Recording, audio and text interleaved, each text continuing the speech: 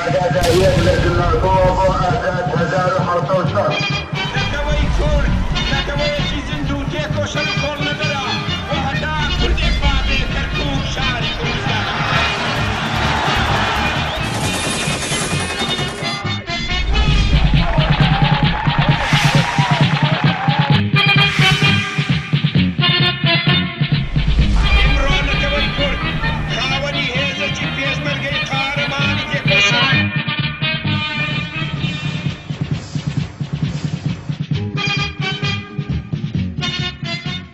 کەس و کاری سەربەرزی شەهیدان پێشمەرگە قارەمانەکان ڕێخستنە نهێنەکان کۆمەڵانی خەڵکی کوردستان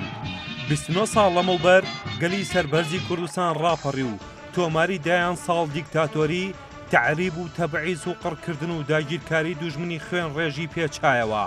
لە ڕۆژێکی پیرۆزی وەکو ئەمڕۆ و لە دەواازەی سەوزی ڕاپەڕینەوە ئازادی بەسەر ژێردەستەیە و گردن بەسەر پەتی سێدارە و دایکی شەهید بەسەر کۆستا سەرکەوت بەم بۆ نەشکۆدارە مێژوویە پیرۆزبایی گەرم لە یەک بە یەکەتان دەکەین و دەستی ماندووی تێکۆشەرانی گەلەکەمان دەکوشین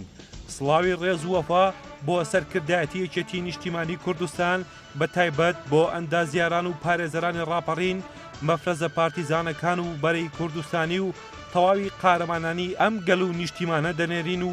یاد و خەباتیان بەرز ڕادەگرین گرنگە هەمومان نەوەکانی پێش ڕاپەڕین و دوای ڕاپەڕین لە یادمان بێت کە ڕاپەڕین بەرهەمی خوێنی سەدان هەزار شەهید بەرئەنجامی هەڵگیرسانی شۆڕشی نوێ و لووتکەی سەرکەوتنی سەدان داستانی پڕ قارەمانێتی و چەپکە گوڵی سکرتێری گشتی کۆچ کوردومان هەواڵ مامجلال بوو بۆ کۆمەڵانی خەڵکی کوردستان کۆمەڵانی خەڵکی کوردستان کە هەمیشە سەرچاوەی خەبات و ڕێکخستنەکان و هێزب پێشمەرگە و وزەورەی تێکۆشەران بوونە ئیمڕۆ جارێکی تر دەبنەوە پێشرەوی خەباتێکی سەرتاسەری لە عێراقدا لە پێناوی زیندە بەچاوکردنی دیکتاتۆریەت و داهێنانی دیموکراسی و مافی مرۆڤ لە سەرتاسەری عێراقدا هەر لە زاخۆوە هەتا بەسرا.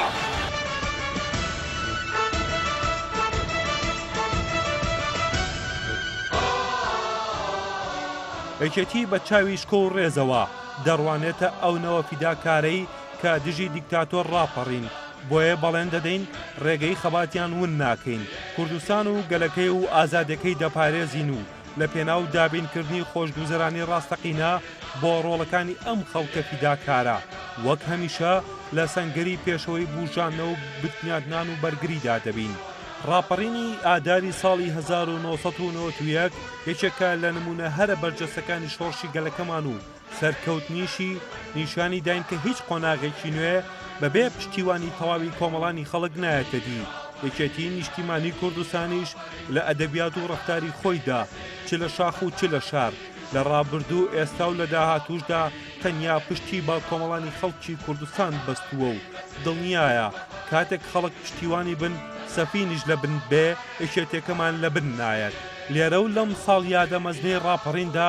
مژدەدان پێدەدەین کە لەگەڵ نوێکردنەوەی یەکێتی و دەستپێکردنی قۆناغی نوێی خەباتی حیزبی شەهیدان و ڕاپەڕین